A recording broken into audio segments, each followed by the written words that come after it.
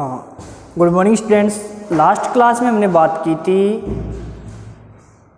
Microspore के formation की, कि माइक्रोस्पोर का फॉर्मेशन कैसे होता है और उसके चारों ओर स्पोरोपोलिन का फॉर्मेशन कैसे होता है। आज अपन सीखेंगे स्ट्रक्चर ऑफ पोलन ग्रेन। आज का हमारा टॉपिक है structure of pollen grain. Structure of pollen grain, pollen grain की स्ट्रक्चर कैसे होती है। तो स्ट्रक्चर ऑफ पोलन ग्रेन, सबसे पहले ये हमारी एक्जाइन लेयर है। ये एक्जाइन के अंदर होती है इंटाइन। ये हमारी कौन सी लेयर है? इंटाइन। बाहर वाली कौन सी थी? एक्जाइन।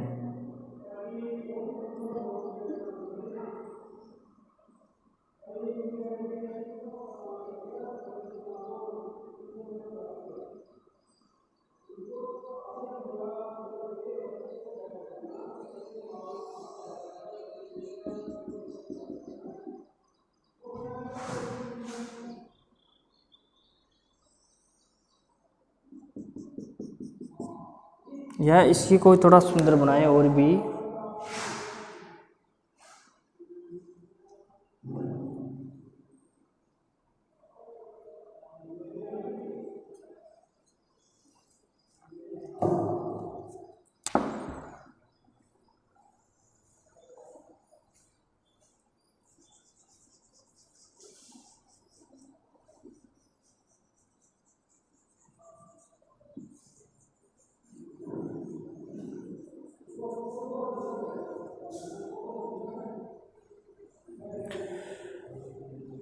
ये सबसे आउटर मेम्ब्रेन है, इसको कहते हैं एक्जाइन। क्या कहते हैं? एक्जाइन। एक्जाइन के ऊपर जो ये लेयर बनी हुई है, ये लेयर बनी है स्पोरोपोलिन की। ये जो आपको लेयर दिख रही है, ये लेयर क्या है? स्पोरोपोलिन की बनी हुई है। ये लेयर ये किसकी बनी हुई है? स्पोरोपोलिन। इसके अंदर ये हमारा न्यूक्लियस और इसके अंदर ये वैक्यूल भी होती है। ये क्या है? वैक्यूल। ये न्यूक्लियस, ये क्या है? साइटोप्लाज्म। ये है वैक्यूल, ये है न्यूक्लियस। और 1 2 3, ये 3 क्या है? जरमपोर। 3 क्या है? जरमपोर। ये है साइटोप्लाज्म। ये क्या है? साइटोप्लाज्म। ओके, ये डायग्राम किसका है? पोलन ग्रेन का या माइक्रोस्पोर का। तो आपके माइक्रोस्पोर की ये स्ट्रक्चर है जिसके अंदर एक्जाइन, ये अंदर वाली लेयर इसको इंटाइन कहते हैं। क्या कहते हैं? इंटाइन। Exine, intine. फिर आगे बात करें, ये वैक्यूल। वैक्यूल के अंदर ये वैक्यूल कहाँ होती है? साइटोप्लाज्म में। ये न्यूक्लियस है। और जहाँ जहाँ स्पोरोपोलिन का जमाव नहीं होता है, थिकनेस नहीं होती है, स्टोरेज नहीं होता है, जहाँ जहाँ एक्जाइन लेयर पे स्पोरोपोलिन का स्टोरेज नहीं होता है, उस पार्ट को जरमपोर कहते हैं। अच्छा क्वेश्चन है भाई, याद रखना। जिस जगह एक्जाइन लेयर के ऊपर स्पोरोपोलिन क्या होती है? अब्सेंट होती है, उसको जरमपोर कहते हैं। डाइकोट प्लांट में 3 जरमपोर प्रेजेंट होते हैं। कितने जरमपोर प्रेजेंट होते हैं? 3। एक पोलन ग्रेन में, डाइकोट प्लांट में एक पोलन ग्रेन में 3 जरमपोर प्रेजेंट होते हैं। किसमें? एक पोलन ग्रेन में। ओके, तो क्वेश्चन पूछे आपसे डाइकोट प्लांट के एक पोलन ग्रेन में कितने जरमपोर होते हैं, तो आप आंसर दोगे थर्ड कौन से? 1 2 3, ये 3 हो गए। तो आपको ये याद रखना है कि डाइकोट प्लांट के एक पोलन ग्रेन में 3 जरमपोर क्या होते हैं? प्रेजेंट होते हैं। ओके, सबसे बाहर पोलन आपको पूछे कि जरमपोर का फॉर्मेशन कैसे होता है, तो जहाँ जहाँ स्पोरोपोलिन का जमाव नहीं होता है, वहाँ पोलन ग्रेन में जर्मपोर का फॉर्मेशन हो जाता है। ओके, जहाँ जहाँ बाहर स्पोरोपोलिन का एक्जाइन की लेयर के ऊपर स्पोरोपोलिन का जमाव नहीं होता है, वहाँ क्या बन जाती है, जर्मपोर। और इन जर्मपोर को कोलपेट भी बोलते हैं। क्या बोलते हैं, कोलपेट। और डाइकोट में कितने कोलपेट होते हैं, 3, तो इसको होते हैं ट्राइकोलपेट। ट्राइकोलपेट कहते हैं। क्या कहते हैं, ट्राइकोलपेट। याद रहे, मोनोकोट प्लांट के पोलन ग्रेन में एक ही जर्मपोर होता है। मोनोकोट प्लांट के पोलन ग्रेन में, जो आपके मोनोकोट प्लांट है, मोनोकोट प्लांट के पोलन ग्रेन में एक ही जर्मपोर होता है। क्या होता है, जर्मपोर। जर्मपोर बहुत ही फंक्शन करेंगे, बहुत ही काम में आएंगे, ये अपन आगे बताएंगे जर्मपोर का फंक्शन क्या है। जर्मपोर का मेन फंक्शन होता है पोलन ट्यूब का फॉर्मेशन। ओके, पोलन ट्यूब का बनाना। पोलन ट्यूब क्या है, ये हर चीज़ सिखाएंगे। जितना आपको बताया जा रहा है उसके ऊपर आपको पूरा कंसेप्ट आना चाहिए कि ये हमारा पोलन ग्रेन की स्ट्रक्चर है, ये एक्जाइन लेयर है, ये इंटाइन है। एक्जाइन के ऊपर जो लेयर बनी हुई है स्पोरोपोलिन की बनी होती है। एक्जाइन की लेयर के ऊपर एक जो ऊपर लेयर बनी हुई है एक्जाइन लेयर पर, ये जो एक्जाइन लेयर का फॉर्मेशन हुआ है इस लेयर से, इसको कहते हैं स्पोरोपोलिन।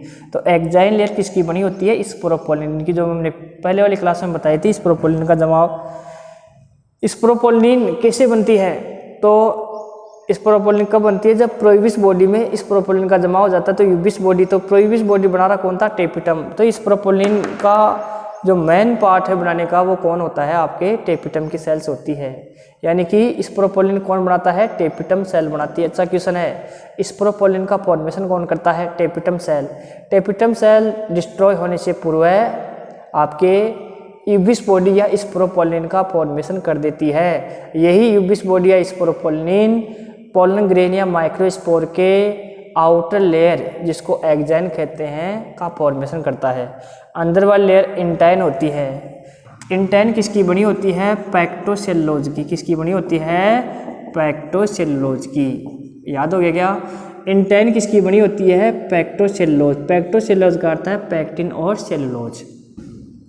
अभी पोलन ग्रेन के बारे में आपको पता लग गया। डाइकोट प्लांट के पोलन ग्रेन में 3 जर्मपोर होते हैं, 1 2 3। जर्मपोर कैसे होते हैं, एक्जाइन लेयर पर स्पोरोपोलिन का जमाव नहीं होता है। ये स्पोरोपोलिन बहुत हार्ड होती है भाई। आपको स्पोरोपोलिन के बारे में बताइए, स्पोरोपोलिन बहुत ही हार्ड होती है। ये स्पोरोपोलिन इतनी हार्ड होती है कि हजारों लाखों ईयर्स आफ्टर 1000 या लाख से इस बाद में भी ये ख़राब नहीं होती है। जब अपन खुदाई करते हैं, फॉसिल्स स्टडी करते हैं, तो पोलन ग्रेन हमारे को वैसे के वैसे ही क्या होते हैं, प्राप्त होते हैं। हमारे को पोलन ग्रेन जैसे हैं वैसे ही प्राप्त होते हैं। 1000 साल तक भी हमारे पोलन ग्रेन क्या नहीं होते हैं, खराब नहीं होते हैं। क्यों, क्योंकि ये पोलन ग्रेन की जो एक्जाइन लेयर है स्पोरोपोलिन की बनी होती है। स्पोरोपोलिन इतनी हार्ड होती है कि हजारों साल तक इस पोलन ग्रेन का कुछ भी नहीं बिगड़ता है। तो इससे अपन इस स्पोरोपोलिन से फॉसिल्स स्टडी करते हैं। फॉसिल्स की लाइफ स्पेन अपन याद कर सकते हैं कि कितने साल पुराना ये प्लांट है। ओके, इसके अलावा और भी बात करें, इस स्पोरोपोलिन के ऊपर जो पोलन ग्रेन है, जिनका पोलिनेशन इंसेक्ट से होता है, जिनका पोलिनेशन किससे होता है, इंसेक्ट से। जिन प्लांट में पोलिनेशन इंसेक्ट से होता है, वहाँ पर एक स्टिकी सब्सटेंस और होते हैं जिनको पोलन किट कहते हैं। येलो कलर के होते हैं, इनका कलर कैसा होता है, येलो कलर। येलो कलर ये प्लांट को अट्रैक्शन करने के लिए होते हैं। ये पोलन किट काम क्या करते हैं, ये पोलन किट एक स्टिकी लाइक सब्सटेंस है जो आपके इंसेक्ट के जो लेग्स होती है, जो पैर होती है, इंसेक्ट की बॉडी से अटैच हो जाती है, जुड़ जाती है। तो पोलन किट पोलन ग्रेन को इंसेक्ट के बॉडी से अटैच करने में काम में आता है। इसका येलो कलर होता है जो इंसेक्ट को अट्रैक्शन करता है। और जब ये दूसरे फ्लोर की स्टिग्मा पर बैठते हैं तो वहाँ पर ये पोलन ग्रेन पहुँच जाते हैं। इसको अपन पॉलिनेशन कहते हैं। क्या कहते हैं, पॉलिनेशन। पॉलिनेशन का अर्थ है, पॉलिनेशन का मीन्स है कि पोलन ग्रेन का फीमेल की स्टिग्मा के ऊपर पहुंचना, फीमेल फ्लावर की स्टिग्मा के ऊपर पहुंच जाना, ये क्या कहलाता है, पॉलिनेशन। तो पॉलिनेशन जिन पोलन ग्रेन का इंसेक्ट के द्वारा पोलिनेशन होता है, उन पोलन ग्रेन के ऊपर एक स्टिकी लाइक सब्सटेंस और होता है जिसको अपन क्या कहते हैं, जिसको पोलन किट कहते हैं। ये पोलन किट है भाई, क्या है ये, पोलन किट। तो आपको एक तो इसका फंक्शन पता लग गया पोलन किट का, पोलिनेशन में हेल्प करती है, इसमें हेल्प करती है पोलिनेशन। दूसरा ये पोलन ग्रेन को अल्ट्रा वायलेट रे से भी क्या करती है, प्रोटेक्शन करती है। तीसरा अट्रैक्शन ऑफ इंसेक्ट, इंसेक्ट को क्या करती है, अट्रैक्ट करती है। ये सभी इसके क्या थे, फंक्शन। ओके, तो ये पोलन ग्रेन की स्ट्रक्चर आपके सामने है। पोलन ग्रेन की स्ट्रक्चर में एक्साइन इंटाइन दो लेयर होती है। एक्साइन स्पोरोपोलिन की बनी होती है।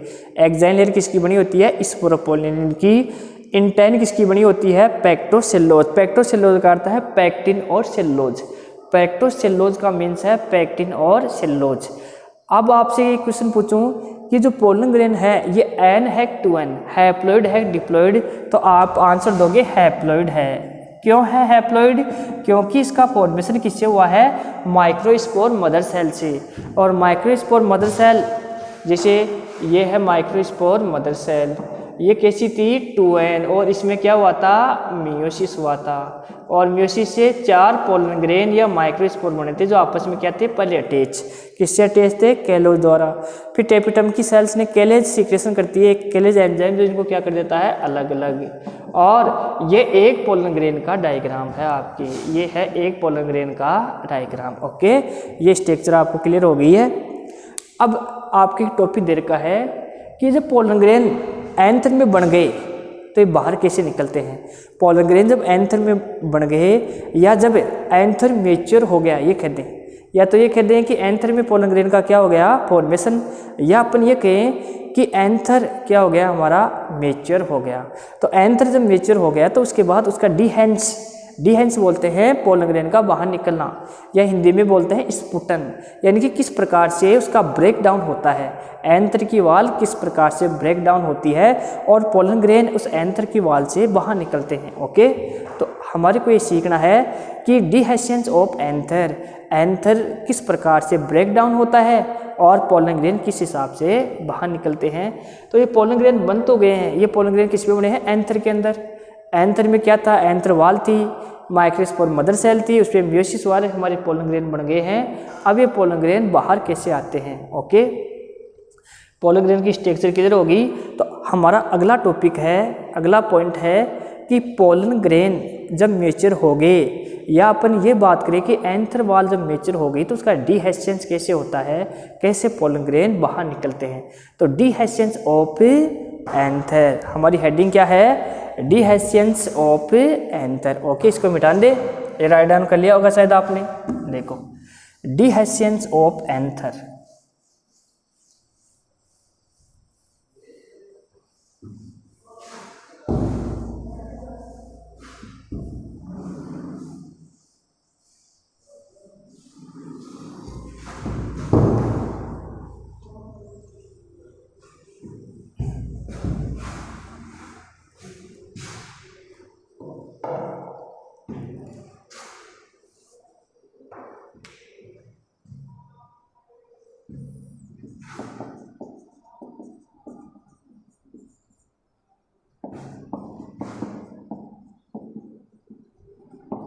डिहेंस ऑफ एंथर, यानी कि एंथर का डिहेंस कैसे होता है।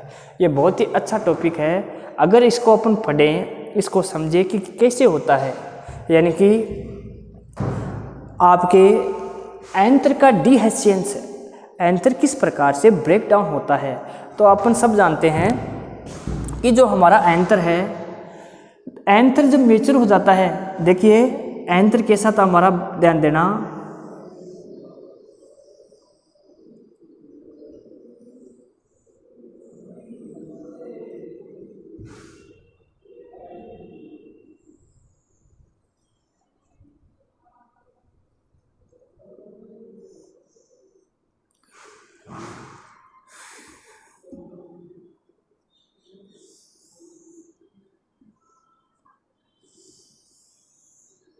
उतना ही बड़ा बन रहा है, छोटा नहीं बन रहा है ये।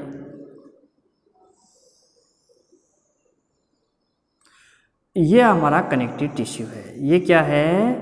Connective tissue. ओके,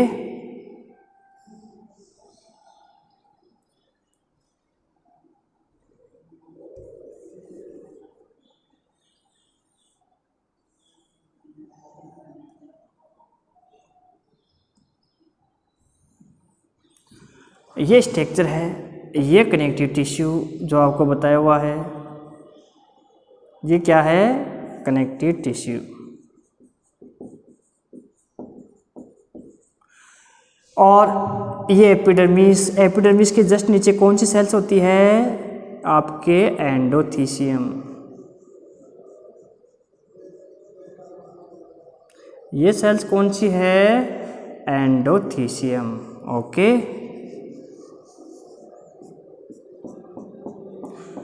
क्लियर यहाँ तक? ये जो सेकंड लेयर बना रहे हैं अपन, कौन सी बना रहे हैं? एंडोथीसियम।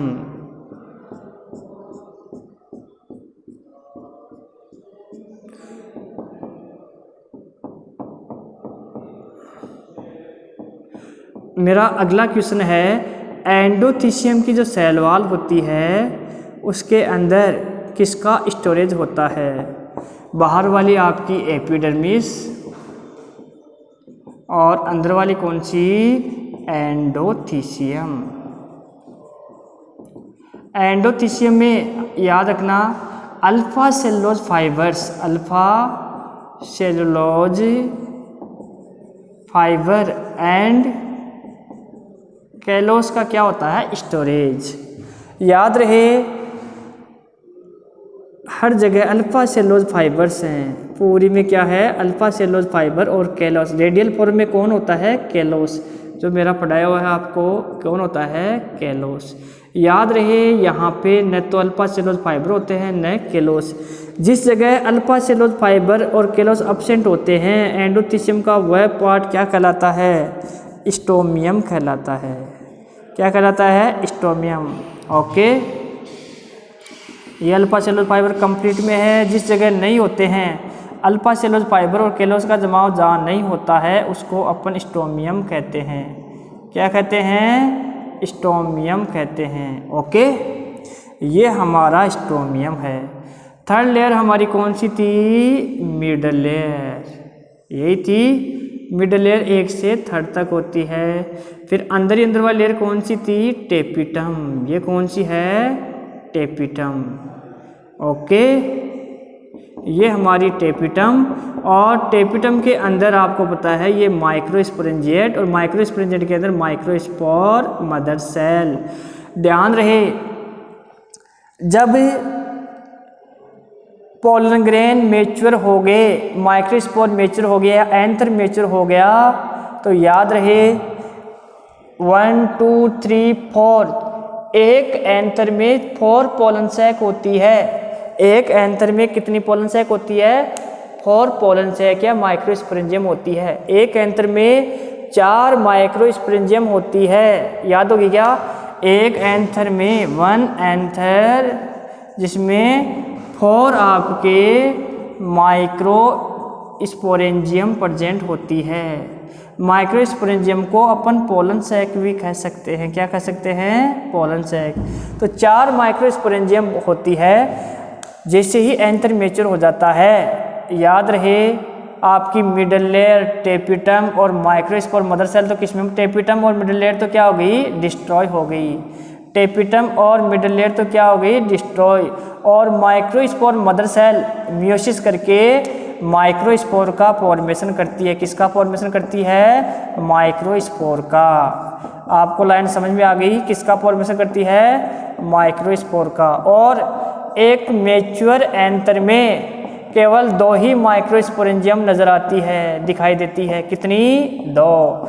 ये आपका देखो एंथर बाइलोब्ड है, एक लोब ये, एक लोब ये। बाइलोब में 4 पोलन सैक होती है, माइक्रोस्पोरेंजियम होती है, लेकिन एंथर जैसे मेच्योर होता है उसमें केवल 2 ही माइक्रोस्पोरेंजियम दिखाई देती है। तो आपसे क्वेश्चन पूछ सकता है एंजियोस्पर्म के मेच्योर एंथर में, एंजियोस्पर्म के मेच्योर एंथर में कितनी माइक्रोस्पोरेंजियम होती है? तो ओनली 2। ओके, और मिडल लेयर और टेपिटम क्या हो गई है, डिस्ट्रॉय हो गई। माइक्रोस्पोर मदर सेल भी माइक्रोस्पोर का क्या करती है, फॉर्मेशन। मिडल लेयर अपना कंप्लीट न्यूट्रिशन किसको देता है, टेपिटम को, और डिस्ट्रॉय हो गया। टेपिटम अपना कंप्लीट न्यूट्रिशन किसको देती है, माइक्रोस्पोर मदर सेल को, और वो भी क्या हो जाती है, डिस्ट्रॉय हो जाती है, नष्ट हो जाती है। इसके बाद जैसे ही आपके माइक्रोस्पोर मेचर होते हैं, आपके एंडोथीशियम की सेल्स में क्या प्रेजेंट थे, सेलुलोज और अल्फा सेलुलोज फाइबर्स और केलोज थे। ये एक हाइग्रोस्कोपिक नेचर की होती है। कैसी होती है, हाइग्रोस्कोपिक नेचर की।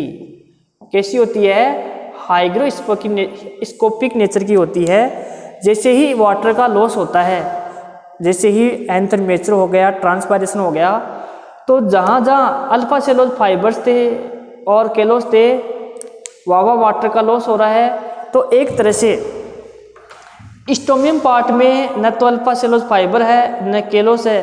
तो जैसे जैसे वाटर का ट्रांसपायरेशन हो रहा है, एंथर की वॉल में एक खिंचाव, एक पुलिंग फोर्स क्रिएट हो रहा है, एक फोर्स क्रिएट हो रहा है, और एंथर की वॉल यहाँ से क्या हो जाती है, ब्रेक डाउन। स्टोमियम पार्ट से एंथर की वॉल क्या होगी, ब्रेक, क्योंकि ये देखो वाटर का लॉस होगा तो सेल्स पास पास आती है।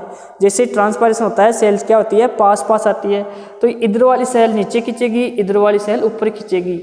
ऊपर खिंचाव होगा, ऊपर पुलिंग हो रही है, नीचे पुलिंग हो रही है, यानी ऊपर वाली सेल्स ऊपर खींच रही है, नीचे वाली सेल्स नीचे खींच रही है। तो यहाँ पर एक फोर्स क्रिएट हो रहा है जिसको क्या कहते हैं, पुलिंग फोर्स। इस फोर्स से आपके एंडोथीशियम की वॉल, जहाँ अल्फा सेलुलोज फाइबर और केलोज नहीं थे, वहाँ से ब्रेक डाउन हो गई। एपिडर्मिस भी क्या हो गई, ब्रेक डाउन, और इसको कहते हैं स्टोमियम। जहाँ से एंडोथीशियम की वॉल ब्रेक डाउन होती है, जहाँ अल्फा सेलुलोज फाइबर और केलोज नहीं थे, उसको स्टोमियम कहते हैं। स्टोमियम क्या है, एंडोथीशियम की वॉल में जहाँ अल्फा सेलुलोज फाइबर और केलोज एब्सेंट होते हैं, उस एरिया को स्टोमियम कहते हैं। ये स्टोमियम ब्रेक डाउन में हेल्प करता है। ये ब्रेक डाउन हो गए और आपके सारे पोलन ग्रेन कहाँ गए, बाहर आ गए। ये लो पोलन ग्रेन बाहर आ गए, सारे पोलन ग्रेन कहाँ गए, बाहर की ओर। ओके, ऐसे ही इधर सारे पोलन ग्रेन कहाँ गए, बाहर की ओर। क्वेश्चन नंबर 2, एक मैच्योर एंथर में कितने पोलन सैक या माइक्रोस्पोरेंजियम होती है? तो मैच्योर एंथर में 2 माइक्रोस्पोरेंजियम होती है। कितनी होती है, 2। याद हो गया क्या, 2 माइक्रोस्पोरेंजियम होती है। और जिस जगह एंथर की वॉल ब्रेक डाउन होती है, उस पार्ट को क्या कहते हैं? तो आंसर देना है स्टोमियम कहते हैं। क्या कहते हैं, स्टोमियम। कैसे होता है ब्रेक डाउन? जब एंडोथीशियम की वॉल जिसमें अल्फा सेलुलोज फाइबर और केलोस एब्सेंट होते हैं, वो एक हाइग्रोस्कोपिक नेचर की होती है। हमारी कैसी नेचर की होती है, हाइग्रोस्कोपिक नेचर की होती है। जो आपको मैंने बताया, हाइग्रोस्कोपिक नेचर होने की वजह से इसमें एक पुलिंग फोर्स क्रिएट होता है। एक पुलिंग फोर्स क्रिएट होने से ऊपर की सेल ऊपर की ओर, नीचे वाली सेल नीचे की ओर, दोनों साइड पुलिंग फोर्स क्रिएट होगा और यहाँ से ये ब्रेक डाउन होती है। जिस जगह ब्रेक डाउन होती है उस पार्ट को अपन स्टोमियम कहते हैं। क्या कहते हैं, स्टोमियम। और जो हमारे पोलन ग्रेन है, स्टोमियम से क्या हो जाते हैं, आउटसाइड बाहर निकल जाते हैं। ओके, तो इस प्रकार डिहेसियंस ऑफ एंथर, एंथर का क्या हो गया, डिहेसियंस। ये मेच्योर एंथर की बात है। किसकी बात है, मेच्योर एंथर की। अब ये एंजियोस्पर्म, ये डिहेसियंस भी कई टाइप से हो सकता है। लॉन्गिट्यूड हो सकता है, ट्रांसवर्स हो सकता है, हॉरिजेंटल हो सकता है। तो अपन सीखेंगे, आगे का पॉइंट है हमारा कि एंथर के अंदर ये डिहेसियंस किस किस टाइप का होता है। तो यहाँ तक शायद आपको ये समझ में आ गया होगा। ये डिहेसियंस ऑफ एंथर था, जिसमें हमारे पोलन ग्रेन क्या हो गए, मेच्योर। क्वेश्चन हमारे 2 बन गए हैं कि जैसे ही आपके माइक्रोस्पोर या जो आपके पोलन ग्रेन मेच्योर होते हैं, तो उस एंथर में कितनी स्पोरेंजिएट आपको नजर आती है? तो आपको आंसर देना है 2। अगर मैं आपसे ये क्वेश्चन पूछूं कि एक एंथर में कितनी स्पोरेंजिएट होती है, तो आपको आंसर देना है 4। अगर आपको यही क्वेश्चन पूछे कि जब एक एंथर मेच्योर हो गया कंप्लीट, उसमें पोलन ग्रेन बन गए हैं, उस स्थिति में कितने माइक्रो स्पोरेंजिएट नजर आते हैं, तो आपको आंसर देना है 2। आपको ये क्वेश्चन पूछे कि एक एंथर में कितनी लोब होती है, तो आंसर देना है 2 लोब होती है। अगर आपसे कोई ये क्वेश्चन पूछे कि एंथर को न्यूट्रिशन कौन प्रोवाइड कराता है, एंथर को न्यूट्रिशन कहाँ से मिलता है, तो आपको आंसर देना है कनेक्टिव टिश्यू से। अगर आपसे यही पूछे कि कनेक्टिव टिश्यू को न्यूट्रिशन कहाँ से मिलता है, तो आपके कनेक्टिव टिश्यू में कौन होते हैं? फिलामेंट। फिलामेंट का कनेक्शन किससे होता है? थैलेमस से। थैलेमस का कनेक्शन किससे होता है? आपके पेडिकल से। पेडिकल का कनेक्शन किससे होता है? स्टेम से। स्टेम का कनेक्शन किससे होता है? रूट से। तो इस प्रकार इसका कंप्लीट नेटवर्क, एक कंप्लीट प्लांट का नेटवर्क हमारे सामने नजर आता है। दोबारा सुनो, एंथर, फिलामेंट, पेडिकल, पेडिकल से थैलेमस, थैलेमस से स्टेम, स्टेम से रूट। इस प्रकार एक कंप्लीट हमारे सामने है। ये शायद आपको क्लियर हो गया है पॉइंट। आगे का हमारा पॉइंट है कि जो स्टोमियम है, इसका जो डीहेस्सेंस हो रहा है एंथर का, ये कई टाइप से हो सकता है। तो डीहेस्सेंस के टाइप, तो हमारा ये क्वेश्चन तो क्या था? ये पॉइंट डीहेस्सेंस ऑफ एंथर। आगे का पॉइंट है डीहेस्सेंस ऑफ एंथर के टाइप। तो डीहेस्सेंस ऑफ टाइप, एंथर टाइप अपन सीखेंगे। डीहेस्सेंस ऑफ एंथर टाइप यानी किस किस टाइप से डीहेस्सेंस हो सकता है किसका? एंथर का। ओके, देखिए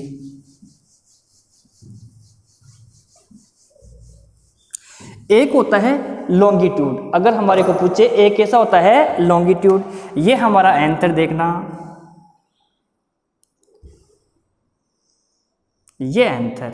ओके, एंथर कैसा है? बाइलोब्ड। अब लॉन्गिट्यूड, लॉन्गिट्यूड होता है ऊपर से नीचे, अप डाउन।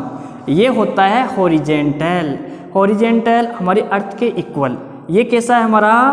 लॉन्गिट्यूड। लॉन्गिट्यूड में देखो इस टाइप से ब्रेक डाउन हो जाएगी, यानी कि हमारा एंथर ऊपर से यूं खुल गया, एंथर यूं है और इसका ओपन क्यों हुआ? इस प्रकार लॉन्गिट्यूड ओपन होता है और पोलन ग्रेन हमारे आउटसाइड होते हैं। ये होता है कौन सा? लॉन्गिट्यूड।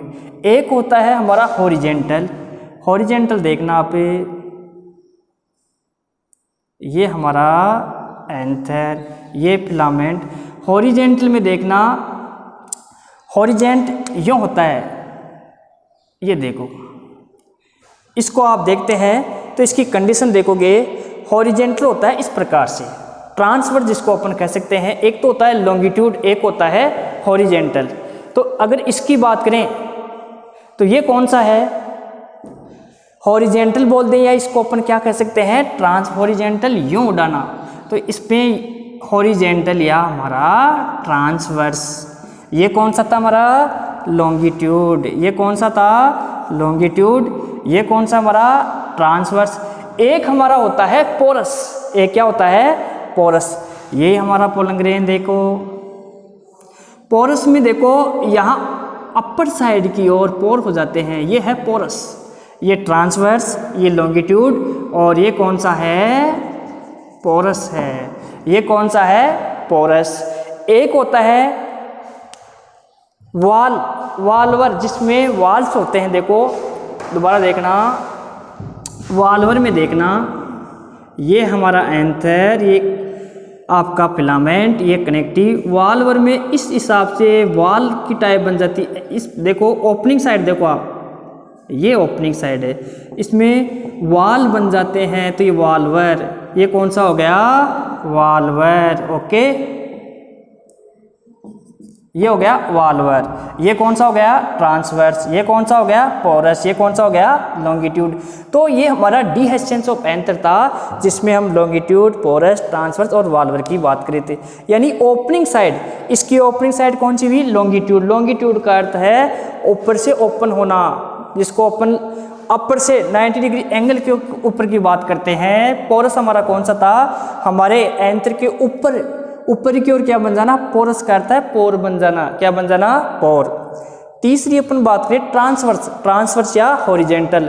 अगर एंथर की अपन हॉरिजेंटल टीएस ले या ट्रांसवर्स टीएस ले, तो ये कंडीशन आती है वाल्वर यानी वाल्व के रूप में। इस प्रकार जैसे आपने बटरफ्लाई के, जो आपने बटरफ्लाई देखी है, उस बटरफ्लाई में जो उसके विंग्स होते हैं, पंख होते हैं, उसकी साइज कैसी है? ये होती है वाल्वर। तो ये हमारा डीहेस्सेंस ऑफ एंथर था। कंप्लीट। यहाँ तक शायद आपको कंप्लीट पॉइंट क्लियर हो गए होंगे। आगे अपन सीखेंगे माइक्रोगेमेटोजेनेसिस। इसके आगे की हेडिंग हमारी क्या है? माइक्रोगेमेटोजेनेसिस। ओके, यहाँ अगर आपके कुछ डाउट है, कुछ पूछना है, तो आप कमेंट बॉक्स में हमारे को कमेंट भी लिख सकते हैं। ओके, हमारा आगे का पॉइंट क्या है? ये शायद हर पॉइंट आपके क्लियर हो गए। हमारा आगे का पॉइंट है माइक्रोगेमेटोजेनेसिस। आगे का पॉइंट क्या है? माइक्रोगेमेटोजेनेसिस। ओके, माइक्रोगेमेटोजेनेसिस। माइक्रोगेमेटोजेनेसिस को पढ़ने के पहले इसके 2 पॉइंट अपन पढ़ेंगे। माइक्रोगेमेटोजेनेसिस कितने पॉइंट पढ़ेंगे? 2। एक तो प्री पोलिनेशन ऑफ डेवलपमेंट, एक होता है पोस्ट पोलिनेशन ऑफ डेवलपमेंट। एक तो प्री पोलिनेशन ऑफ डेवलपमेंट, दूसरा है post pollination of development. Okay, तो माइक्रोगेमेटोजेनेसिस इसको पढ़ने से पूर्व अपन इसको 2 पॉइंट ऑफ व्यू से पढ़ेंगे। इसको कितने पॉइंट से पढ़ेंगे? 2 पॉइंट ऑफ व्यू से, यानी कि माइक्रोगेमेटोजेनेसिस 2 पॉइंट ऑफ व्यू कौन से हैं? एक तो हमारा है प्री पोलिनेशन ऑफ डेवलपमेंट और दूसरा है post pollination of development. Number first, pre pollination of development. Second कौन सा है हमारा? सेकंड है post pollination of development. Okay, ये हमारे 2 थे माइक्रोगेमेटोजेनेसिस में, प्री पोलिनेशन ऑफ डेवलपमेंट और दूसरा कौन सा था हमारा? Post pollination of development. अब हमारे को 2 लाइन सीखनी है।